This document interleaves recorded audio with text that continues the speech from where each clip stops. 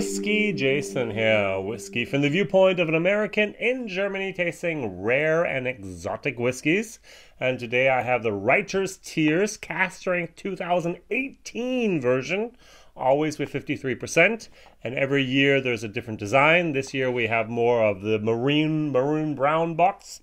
Last year in 2017 it was the blue box, and the years before it was always in these checkered different colors, from orange to green to yellow to red and so on. So the nice thing about this box is you have this nice little oak wooden frame that it's in, and then that box is then to close and put away. Alright, so I'm just going to taste this today a little bit. I've already done my German video with this. I love Writers Tears. I was at the Welsh Whiskey Distillery summer 2018. I met the PR and brand ambassador Woody there. Really enjoyed it. The other products that the Welsh Whiskey Distillery bring out are the Irishman, especially the Founder's Reserve. They have the Redhead for Writers Tears, and every year they bring out this cask strength version.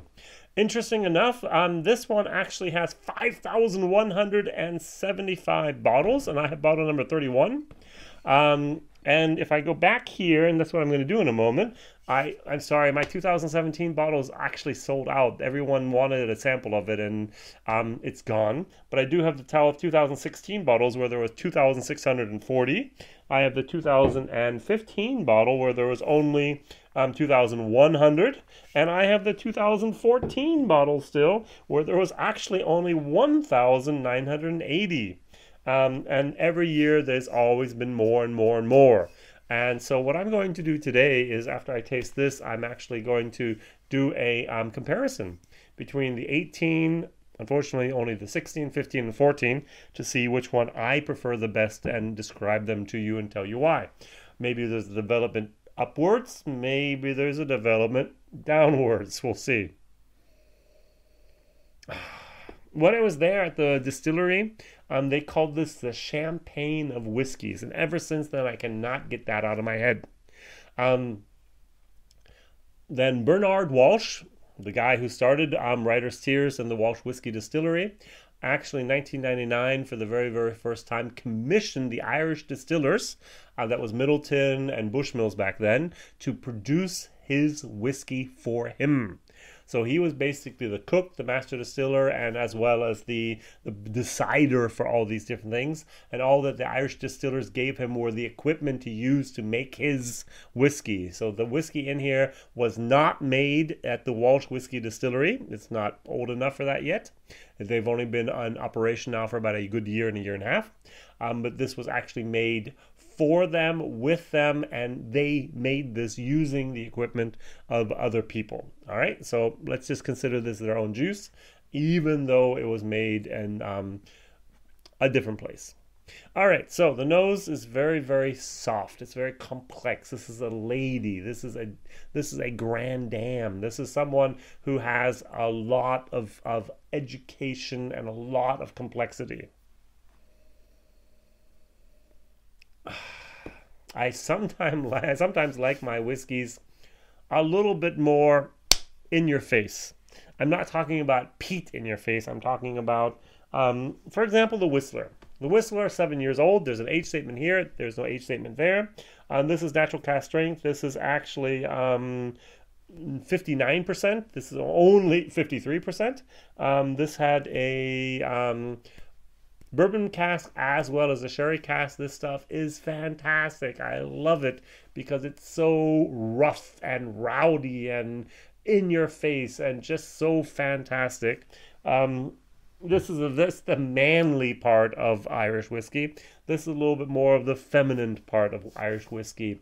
It's very it's almost Japanese. It's almost the perfection of what whiskey can be.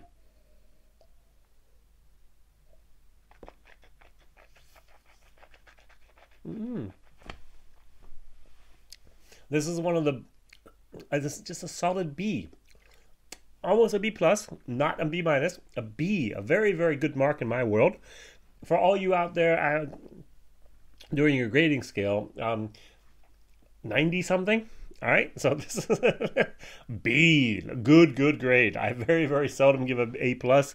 I very seldom give an A. I sometimes give an A minus, but a B is really up there. A very nice grade. Very well done. Yes. So what we're going to do today is we're going to put here the 2018.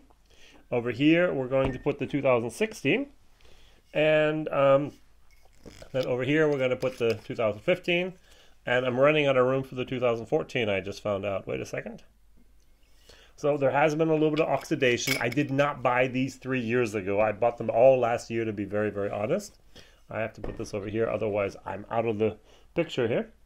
This is the 2015. I know what I'm going to do. The bottles are going to go down behind the glasses. Give me 1 second so I can do this well prepared, as I always am. Oops. That's a heavy pour. I don't know if that was subliminal or actually something I really wanted here. So that's actually a very good idea here. So we're gonna, I hope I didn't push the camera. So we're gonna just put this here, and the last but not least is coming over here. And this is going to be number 4, and this is the 2014. So this is something I do in my German videos a whole lot, to be very honest.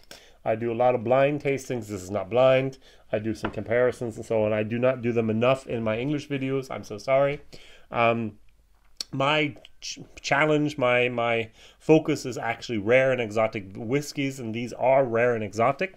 And I don't think anyone has actually done a tasting comparison of the 18, 16, 15, and 14. I'm so sorry. The 17 is missing. I should have kept the sample. My mistake. So, the nose. The nose. Oh, the nose. There's a little bit more burnt almonds there. Similar. A little bit more. I put more in there, so there's a little bit more pepper, a little bit more alcohol there. And here, the 14. I have a theory.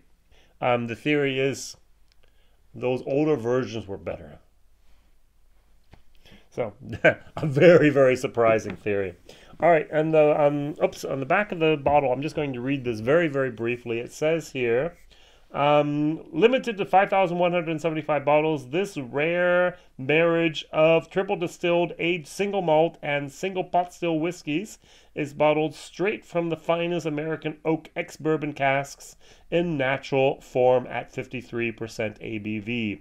We have hints of toasted cereal, and almonds oils infused with creamy chocolates and sweet floral notes, offering an exceptional whiskey with a rich and complex character. PR.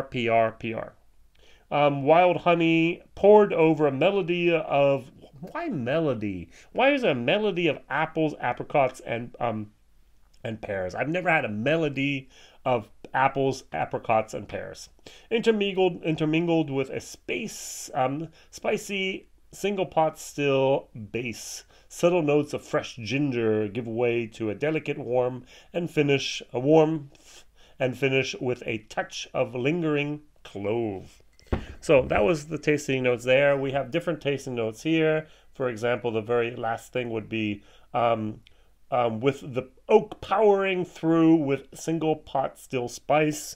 Over here we have, then the last sentence is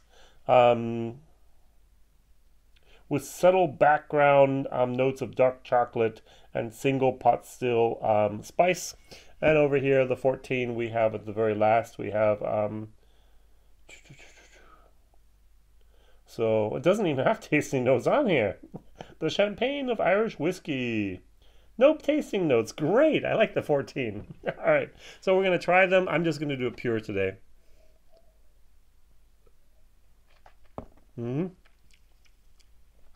Actually, I knew and I remembered what the 18 was. So I have to pour a little bit more so I can compare in a second. I'm going on to the 16, unfortunately. Not the 17.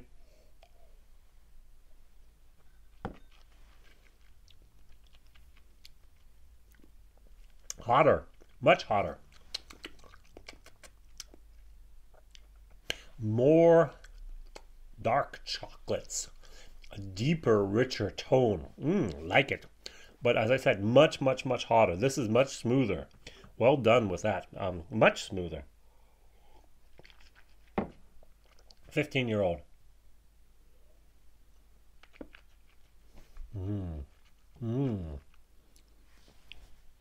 Oh, smooth again. Clove. Pot spice. A little bit of wood. Very, very, very, very nice. I would pick the 15 over the 18. The 16 is third place. And last but not least here, number 14.